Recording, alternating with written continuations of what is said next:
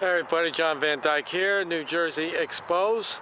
Today is Sunday, June 7th, 2020. Let's see what the time is. Time is 7:50 New Jersey time, not any other time. New Jersey time. So I'm down here at my happy place. It's a place I like to go to relax. It's quiet down here. I can walk, I can enjoy the nature. It's just a nice place. It's part of my past. I went to these doors at one time. I can remember standing out. This is where the buses all lined up along here. But I can remember being out here freshman year smoking cigarettes. You imagine that? 1974. We could smoke cigarettes out here. They had machines inside that sold ice cream and I think they had so I can't remember. It was candy, things like that. When we had a student store, you could buy candy. You can't do any of that now. Can't do any of it.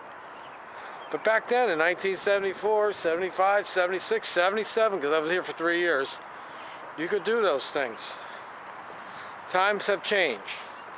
And I think this place is a place I come to remind me where I've been and what I've done and where I'm at and what it took to get me to where I'm at, which is pretty much right back where I started. So anyway, as many of you know, I've been at several protests, 4 to be exact. 2 in Asbury Park, 1 in Keansburg, and the other one yesterday, June 6th, was in Matawan. Started in Keyport and ended in Matawan. And I went there, the first one, I went there to ventilate a little bit because I did unleash on a few officers over there, the ones with the blue flag. It irritates me. Well, I allow it to irritate me, would be the correct statement. And then when I went back for the next one in Asbury, it was a little bit different. I wanted to be more an observer, which I did. Same thing with Keansburg. I was there to observe. I was watching the crowd more than I was the police. I want to see who they were, what their ages and things. And one thing I find out about myself through the years, I am a people watcher. I watch people. I've been doing it all my life. I would go down to the mall and sit there and just watch people. I don't know why I'm watching them. I think maybe I'm just searching for answers. But I always found that I like watching people to see what they do. And as I got older, I got smarter and read more books in psychology and things like that. It made me even watch it more to see what's going on. And now that I'm approaching 60, which will be tomorrow, I really have, my eyes are wide open to a lot of things now. My brain really is just like, I can't explain it. When I was younger, I didn't have it. Now, I feel like I have it. I see things much more clearly, despite the fact that I have to wear glasses to read. So it takes me on to the thing here with the protest. What I saw the bulk of it was Black Lives Matter, Black Lives Matter, Black Lives Matter. And I do disagree with them. What I saw happen out in Minnesota, I don't see evidence of it being racial. I didn't hear that officer call that man any racial slurs. In fact, none of the officers there on the body cams were picked up saying anything like that. This was a person that they knew, and that particular officer who put the knee on the neck had a little vendetta with him.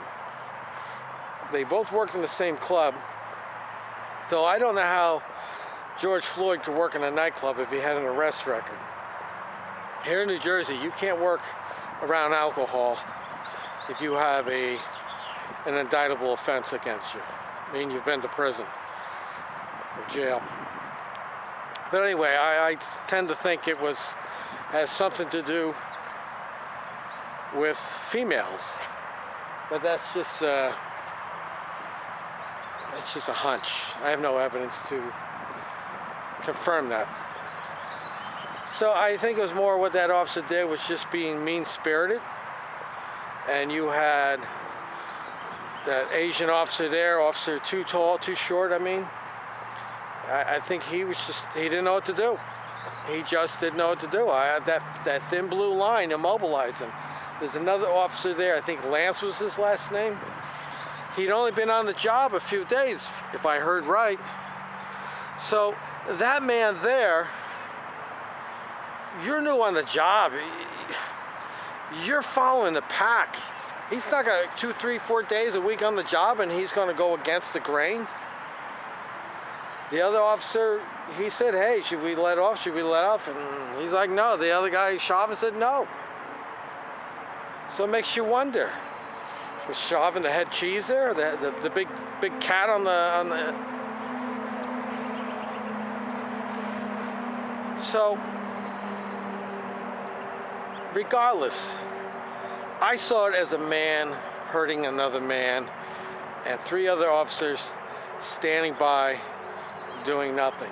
I think if that new officer had just jumped on Chauvin and knocked him off and held him down and said, stop it, he might be the hero right now. And Chauvin and Floyd would be alive. But it didn't work out that way. So now we have all these protests going on, and for the most part, it's young people I see out there doing it. And it's a mixed race. It's white and it's black. It's not all black people out there doing it. It's white kids out there doing it. Early 20s, primarily what I saw. Now in Mattawan protests, I saw a lot more age groups there. I saw older people, but that may have to do with the neighborhood. I tend to think the neighborhood will define the protesters. So, that being said, they've turned it into a racial thing. And I want to say the politicians have turned it into a racial thing. I want to say the troublemakers out there, the radicals, they have turned it into a racial issue. Because the way they're going to do it is they're going to divide us people. They want to divide us so they can conquer us. And I don't understand what they plan to gain out of this, but they're using these young people to further their agenda. So I don't think it's a Black Lives Matter thing.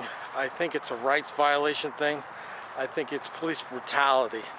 Those are the issues. Those are the 2 issues that I keep seeing reoccurring all the time, either in my own neighborhood or videos that I see. It is brutality committed by the police and violation of our rights committed by the police. And one can only conclude the reason they do this because they know for the most part they get away with it. And if they do get caught, nothing happens. They rewrite the narrative. The system protects them every time. I've got several videos out there that document how they get protected, how the system covers for them and gives them a way out all the time. And I've been screaming that these officers need to come with their own insurance so that they have a stake in the matter, a personal stake. They have to have a personal stake in the whole damn thing. Because right now they don't. They don't. The most that happens to them is they lose their job. Now we have Attorney General here in New Jersey, Gerber Grewal. I don't particularly like the guy, but he has talked about licensing officers. I think that's a great thing to do. I don't know why they're not licensed. They should be licensed, and they should come with their own insurance. Now people are arguing with me about the insurance. I know the unions don't like that idea. They don't want that qualified immunity thing. But I say you gotta have it. Because, you know, they're supposed to be professionals. Well, if you're a doctor, you have insurance. If you screw something up, the patient can sue you. And then you have to pay it off. And if you get, this happens one too many times, guess what? Your insurance rates get so high you can't afford it anymore. It's the same thing with like driving. You act like a fool on the road too many times, you get too many points, you get your insurance goes up, becomes difficult. And that's what we have to have. Now with police, nothing happens. And people will say, well, you know, there's good apples and bad apples in every bunch. Yeah. But those bad doctors, they're not gonna take my rights away from me. They're not gonna put me in a jail. They may kill me if they give me the wrong drugs, but they're not gonna shoot me. They're not gonna do those kind of things. There's just repercussions if they do. And that's the difference with police. They don't have that. So, I want to say to law enforcement, you have to change the way you're doing things, because what you're doing is not working. It's wrong. And I want to go on the defense of law enforcement. They are being used too. They're a pawn in this whole thing also, people. You have these towns that have these budgets, and there's a line item there called anticipated court revenue. Well, who do you think sends the court the revenue? The police department sent it. So now the police are being used as revenue generators instead of being protectors that we keep hearing that they are. They're being used. They're pawns. They're being used. They're being pressured to go out there and harass citizens. And then they buy them equipment like plate readers, computers.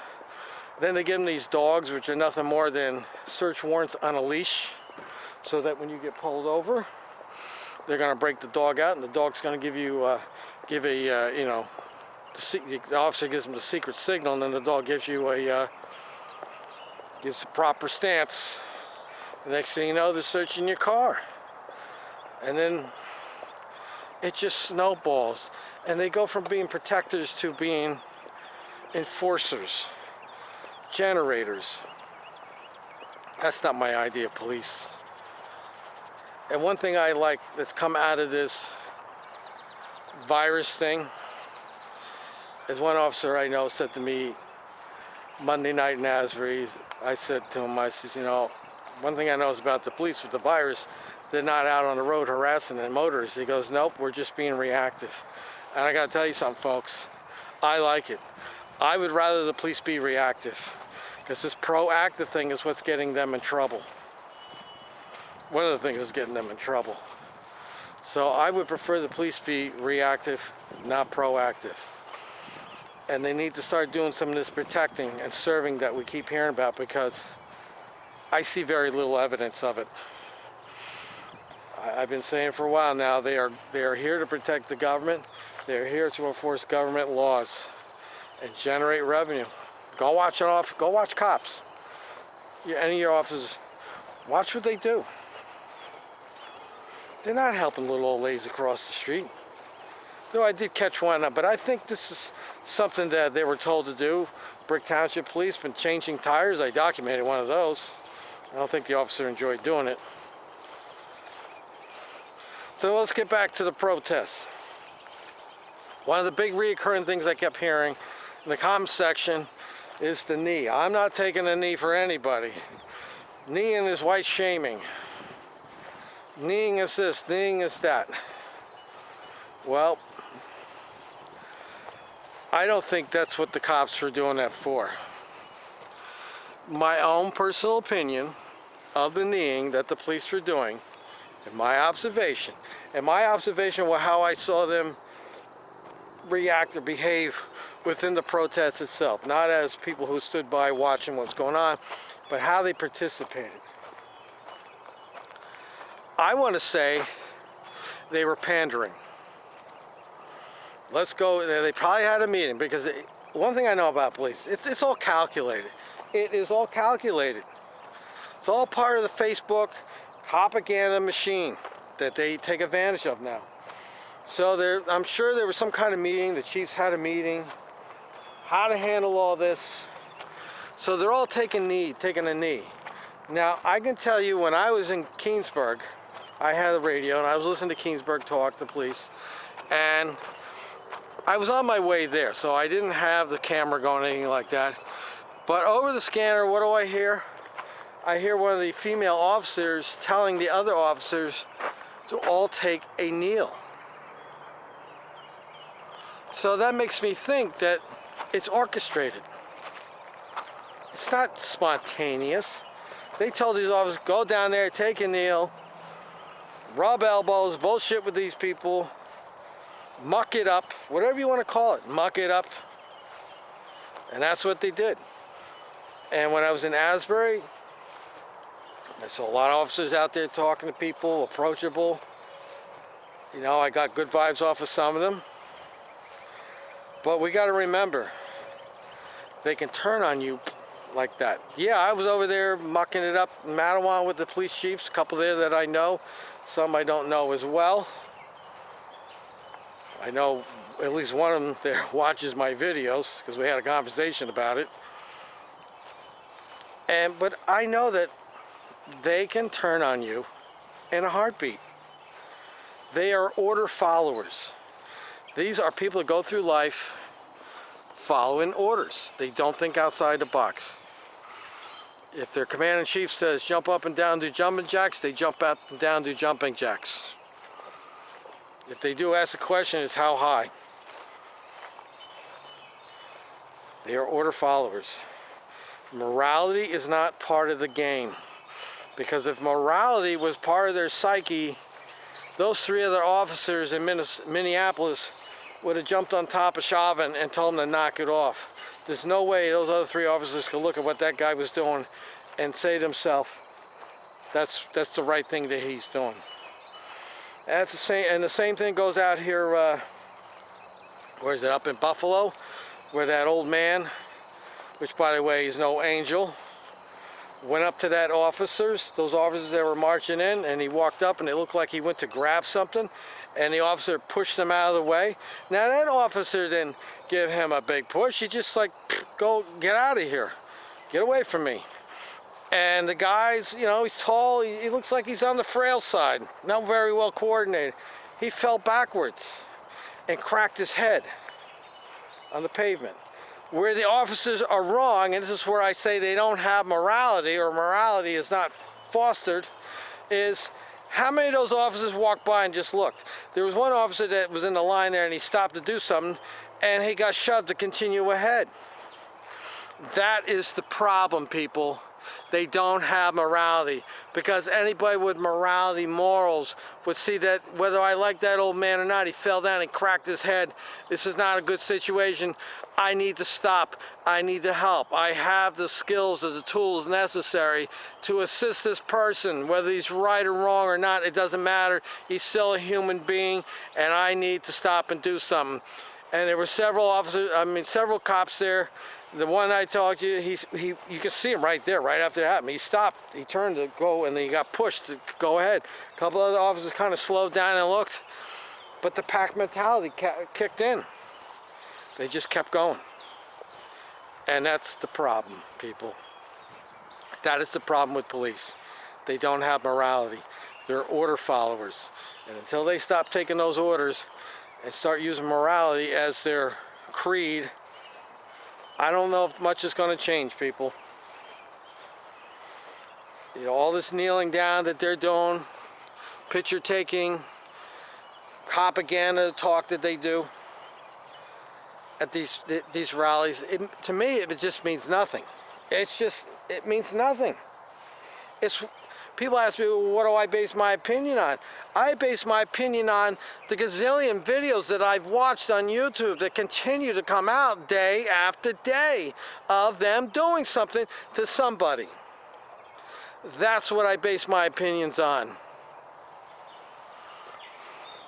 And it's disappointing to me, and it bothers me that there are some officers out there that I talk to, and I want to like them. I want to be friends with them, but I know I can't. I know that it's not a healthy relationship, because there's a distrust there. That I can't trust them. And there's one officer out there, Chief. He knows what I'm talking about. I think he's a nice guy. I went after him with a vengeance. I think he's a nice guy. I've seen him as a father. I've seen him get his promotion. Saw him as a husband, person in the community. And I think we kind of made up after our little tiff we had. But it's difficult for me to, I don't say difficult because I can do it, but it's just a weird relationship. Because I look at that person, it could be any person, not just him, but I look at them and I go, this man has the potential to turn on me. Is he using me? It's like the reverse. You know, sometimes they think we're using him, but I feel like, well, is he using me? What's he getting out of this? What am I getting out of this? Like I say, I'm friends with a chief. It doesn't mean a lot to me to say that. And that's the sad thing, you know, it's when we get to know each other as people. And really, that's another thing that law enforcement and us as community, we have to look at each other as people, as an individual. So, as I've said to people, when you get pulled over by the cops, you have nanoseconds to get your personality across them. You want that cop to think you're a nice guy. You want that cop to say, hey, you know, this is a nice guy. I probably could have a beer with him. I could sit down and eat a burger with this guy. That's what you want to get across. But you got nanoseconds to do it. And then the officer, his little problem is he stops you. He has a distrust. He doesn't know what you're going to do to him. So we have all this distrust.